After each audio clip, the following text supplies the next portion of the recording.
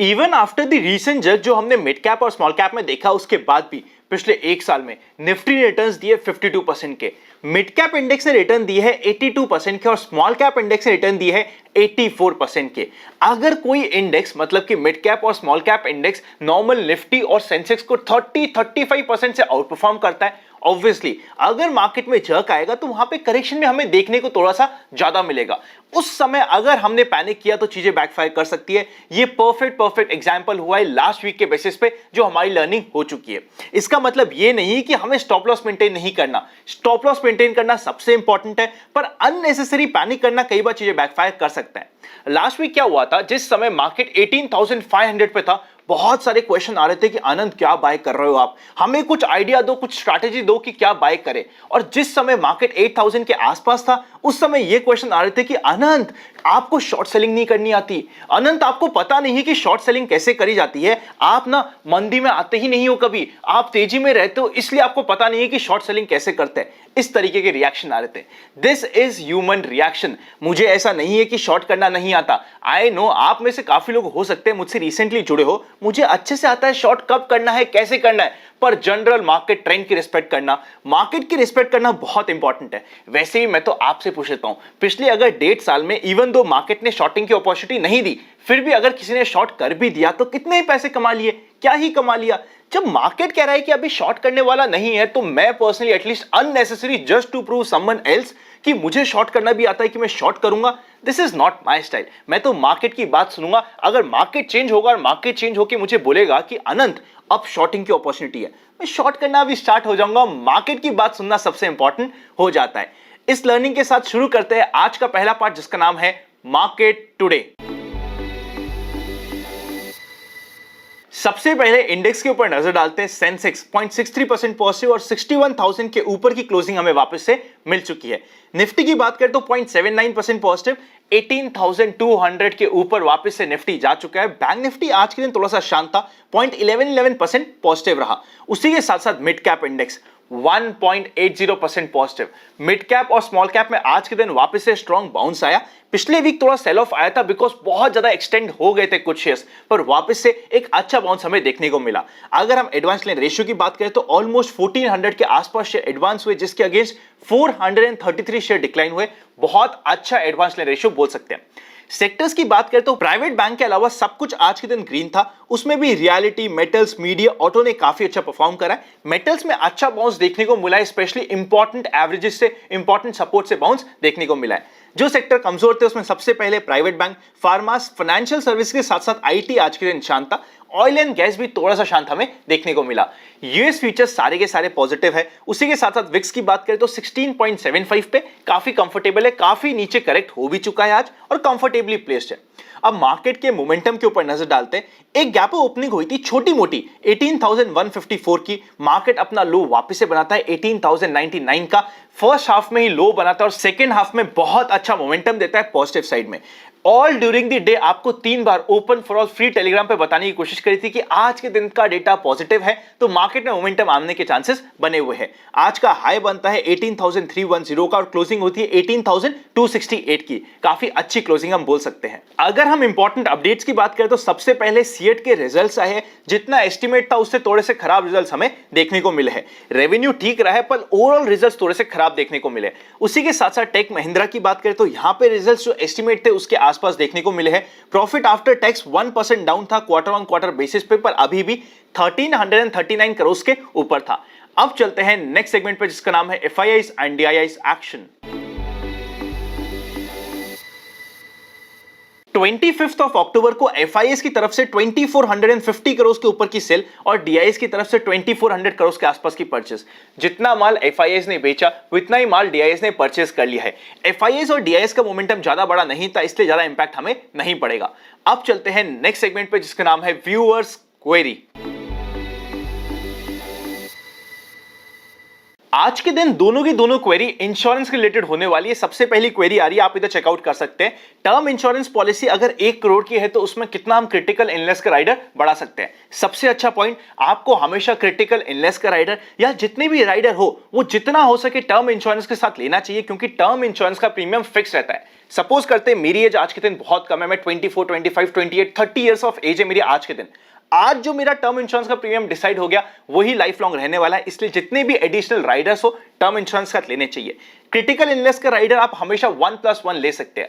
1 आप नॉर्मल रख सकते हैं, 50 से 1 के बीच का आप एडिशनल राइडर बढ़ा सकते हैं। मतलब जितना भी आपका सम इंश्योर्ड है उसका 50% से लेके 100% के बीच का अगर क्रिटिकल इलनेस राइडर बढ़ाते हैं तो it is more than sufficient.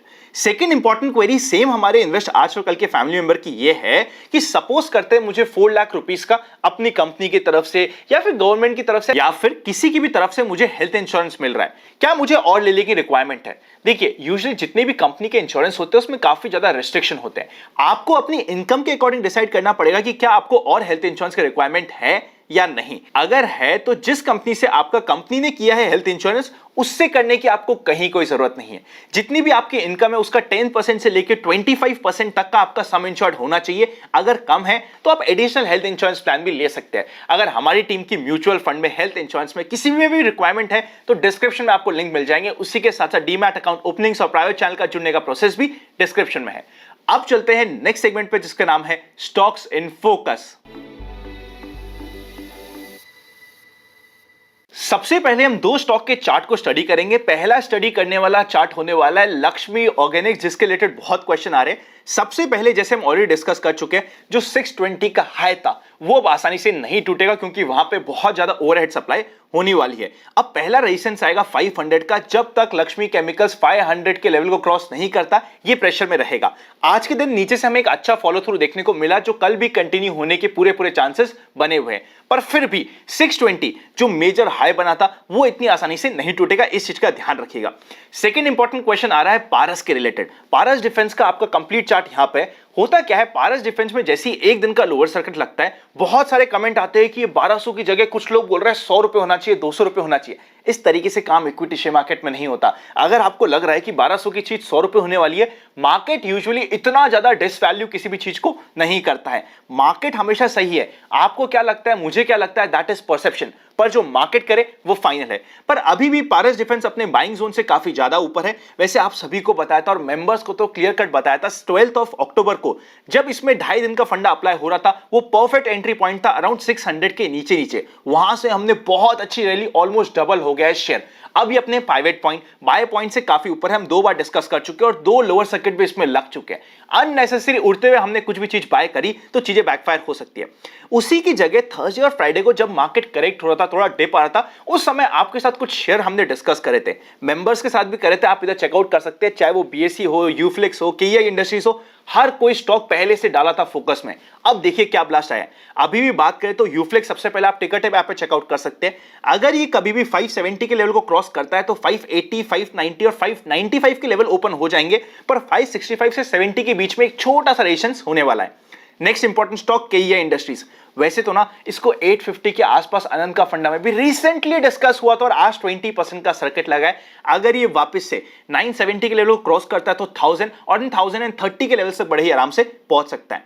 Last important stock जो 1300 के नीचे बहुत अच्छा था, 2 बार अनंत का फंडा में थर्सडे को, फ्राइडे को डिस्कस हुआ था, पर क्योंकि उस दिन थोड़ा सा डर का माहौल था, कोई बात ही नहीं सुन रहा था, कोई बात ही नहीं कर रहा था। आज के दिन ये वापस से बीएससी पहुंच चुका है 1363 पे।